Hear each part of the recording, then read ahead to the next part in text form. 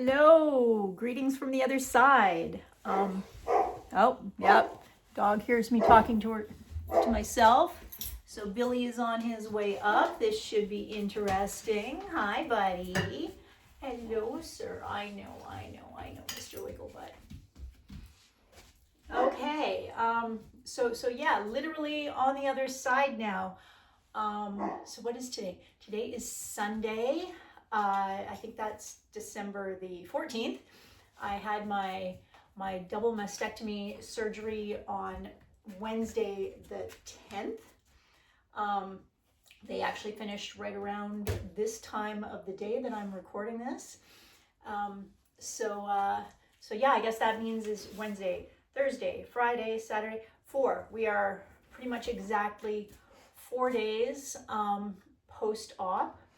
I just had my first shower, washed my hair. Oh my gosh, it felt so freaking good to have clean hair. You know, I've been able to, clean my body since I got home, but I've been careful not to get the places where the drains are coming out wet.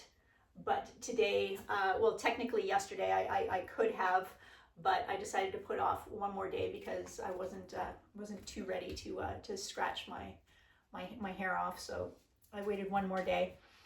I also had I'm going to be a little all over the place. Hopefully you can bear with me.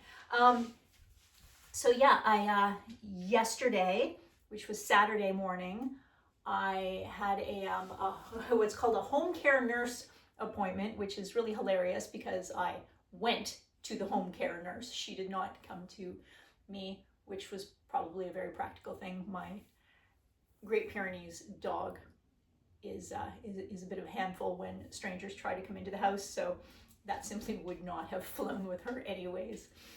But so I left the house for the first time since getting home from the hospital. Man, should I just backtrack and do the whole thing maybe as I can remember it? This is where the fact that I don't use a script is definitely going to be all over the place. But all right, let's just rewind. Wednesday morning, went to the hospital, did all of the surgery things. Maybe I'll kind of just do one big update on the actual surgery once I'm off my post shower high. I'll do it on a different video. But surgery day, everything went according to plan. It went smoothly. I spent one night in the hospital, which is its own thing. I've definitely got lots of opinions about that. But spent the night in the hospital. That was also mostly uneventful. Post surgery, I had some vomiting issues within the first few hours. That's happened to me before. It seems to be the way my body reacts to coming out of anesthesia. But apart from that, after that was out of the way, I really did have no real problems. So I came home on Thursday around lunchtime. Have been spending, most of that time either in bed or on the sofa, depending on how I'm feeling, just kind of, moving around when I feel, when I want to, and resting when I can. My family is taking really great care of me. So I'm not doing anything that I shouldn't be doing. I'm not doing anything that I don't want to be doing. It's really quite fantastic. So that was Thursday. Came home, spent a night in my own bed with my handy wedge pillow, which now is living on the bed. I don't really need it for hanging out on the sofa, but the wedge pillow is invaluable. Oh my gosh, so happy to have the wedge pillow because I have to sleep sort of reclining up. So home, Friday, completely uneventful, napped, took care of the whole drains issue, washed as I was able to, cleaned the body parts that needed cleaning. And then, so yeah, that's basically sort of been my life for the last 4 days. I can definitely tell that I'm starting to feel better. As I report in right now, it's, you know, like I said, it's sort of late Sunday morning, and I haven't taken any drugs since 2 a.m. this morning. So I am having trouble sleeping. It's hard to get comfortable. Just to kind of walk you through what's happening right now. I'm not going to show anything, okay? Just so that you know, I'm not going to show anything medical. You know, surprise anybody with, oh look, you know, oh yeah, no. So no, I'm just going to describe. So basically, what's happening is right now, you know, they did the surgery, so I have steri strips where the actual, you know, incisions were made. And then there are two drains that come out right about here. Each of them literally exits my body. There's a tube on each side that comes out of my body, and this tube then connects to what hilariously is medically called a grenade. For anybody who watches Doctor Who, I feel like an ood. I actually like physically have these bulbs that are collecting sort of lymph and whatever's coming out of the wound site. They're just these collection grenades. They use suction, just mild suction to sort of help this stuff get out of my body. But these tubes come out, they go to these grenades, and then I have to manage the grenades. I'm just going to show you the pouch that they live in. So this is there's a belt here with these pouches that my friend Megan gave me, and oh my gosh, these are the most useful things ever, because the tubes then go into the pouch, and I always know where they are, because the key thing is that you do not want these tubes getting pulled on, because they are coming out of my body, and that would really suck. So yeah, if you want to understand them the more detailed, they're actually called Jackson Pratt drains, or JP drains. And so that's why I was at the home care nurse thing yesterday, to have the nurse take a look at them and, you know, check on, you know, that particular port site, make sure that everything was looking good. So she cleaned it up, she gave it a new dressing, yada yada. I went home. The whole thing took like 15-20 minutes, not very long. But so these drains, I have to empty them on a regular basis and track how much is coming out. I'm like a little science experiment going on right now. So I'm tracking the actual output of the drains, and when they are outputting less than 20 milliliters over 48, less than 20 milliliters a day for 2 days in a row, then the nurse will be able to pull them out. And the way these drains work actually is kind of like weeping tile. The drains themselves, there's a part, the weeping tile part is kind of inside my body, and so basically it's, you know, the stuff is going into the actual drain through the tube and then into the collection grenade. It's fascinating and simple and weird. A lot of people, when they talk about breast cancer and mastectomy recovery, they talk about what a pain in the butt the drains are, because you got to keep track of them, you got to, you know, collect them. There's a thing, honestly, the part that hurts on me most and aches the most right now over these last 4 days is the spot where the drains are coming out. So I'm going to be really honest, really looking forward to getting those out. My science experiment tracker says that when I have my next home care visit on Tuesday, I should have enough data to support removal of the drains. So keep your fingers crossed for me that that remains the case. But so that's everything that you probably never wanted to know about drains. Let me just kind of quickly sort of talk about some of the things that have been incredibly useful over these last 4 days. The first one being the drain belt. I mean, that came in my care package that Megan gave me, and I'm so thankful to have it.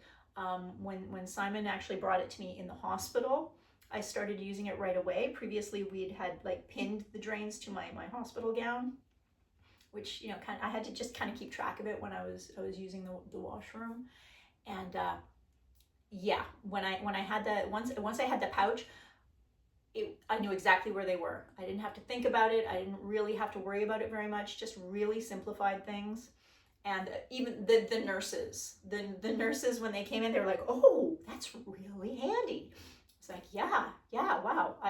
So because it is something that I knew existed and had purposefully made a choice not to get, I'm so deeply thankful that my friend did get me one of these belts, because it's been the most handy thing over the course of these early days of recovery. So I'm just gonna say that one. Also, that sleep mask that she gave me and those earplugs, you know, I'm in Canada. We have socialized, you know, healthcare, which means private rooms are not the norm in our hospitals. So that sleep mask and those earplugs, they were also super duper handy. Those were the other two things that I didn't know that I needed, that, wow, I was so grateful to have, and have been so grateful to have over these recent days. Okay, so that's the drains and the sleep mask and the earplugs. Like I said, those are like my 3 favorite things in the world over these last few days. In addition, now that I'm home, my handy dandy wedge pillow, now that I don't have that hospital bed with its wonderful motorized backrest. So those are like the most important things, as far as I'm concerned, that I'm grateful to have. Yeah, because everything else, you know, that I'm grateful to have are things that are actually kind of built into me. I'm going to be really honest. I'm really grateful that I have the ability to get up without using my arms. You know, my mobility is something, and my core strength are things that, wow, I imagine that this recovery would be so much more difficult if I had to, like, you know, if I couldn't literally just do something like this without even thinking about it. Like, how incredibly fortunate am I? So super grateful to that, and I've got my wonderful circus family to thank for all this excellent mobility that I've got. I've been doing sort of some of the physio things, and I'm really, so this is an approved, you know, basically I found it on a cancer website. This is like one of the physio things that, you know, you're supposed to sort of work on, is sort of, you know, increase, you know, working on your range of motion. I can lift my hands over my head. It's not pulling on anything. I'm doing this very carefully. As I said, you know, I'm currently actually not on any pain medication. So if I was doing something that was hurting something, I would be very aware. This is what allowed me to wash my hair all by myself. Hooray for activities of daily living. But yeah, I can move my arms. You know, I'm not allowed to lift anything over 10 pounds for another, you know, 6 weeks. So I'm restricted that way, but I have mobility. I can move my shoulders around, and I've been working really hard to just make sure that I'm keeping my shoulders down, that I'm trying not to allow the tension to build in my shoulder muscles, you know, because I think that's going to be like really, really critical going forward. Lots of deep breathing to ensure that I'm not getting adhesions on my rib cage as things start to heal. I want to like maintain that mobility. So those are the things that I'm thinking about a lot, and the things that I'm doing. But and I'm like massively rambling, but I'm really happy to be home. I'm feeling pretty darn good. You know, I'm really flat. Like, here, I'll turn sideways for anybody who knew me before. Like, look, yeah, so they're gone. I can lift this up because you're not going to see anything. All right, I promise. So yeah, they're gone. They're gone. What I'm wearing right now, actually, I can walk you through that part. Is that I'm actually wearing a it's black on black, so you know I'm not an influencer, but I'm wearing a black compression bra. That's to help keep the swelling down. And I was just finding that, especially under my armpits, the seams of the compression bra, it's quite sensitive under my armpits, especially on this side where they took the lymph nodes out. So I'm wearing a tank top underneath it, you know, very old-timey historical corset style. They used to wear, you know, basically a camisole underneath the corset so that you didn't have to wash the corset, which made a whole lot of sense. And so I'm doing that with a tank top, a nice soft tank top that I can actually just put on by stepping into it. I don't have to put it over my head, even though I technically can put things over my head if I want to, but I'll try not to.